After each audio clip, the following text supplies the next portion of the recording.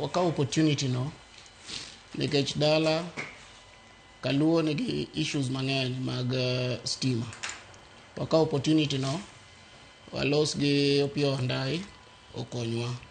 Adwa doko ne ker mokwongo ker omiyowa migawo mar omenda gimana pok wayudo nyaka wayud independence nyaka ne. Ker bo omiyowa Attorney General gimana pok wayudo nyaka wayud independence. ODM kar ODM kae sani ODM onengo fweny ni yudhe ematayo pinyni. ODM wach Gen Z mago ne gin yudhe emano gine wach Gen Z.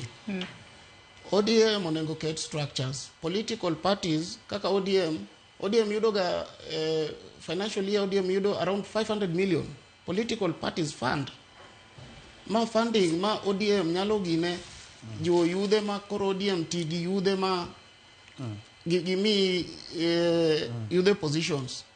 It is very sad ni youth leader mar ODM osebedo kanyo kuom higni 12. Mano youth leader sani en gi higni 40 gauchiel. Koro ODM onego invest, use the political parties fund to invest in youths. Otherwise UDA kaka gima UDA timo, UDA invest in youths mang'eny. ODM will be nothing.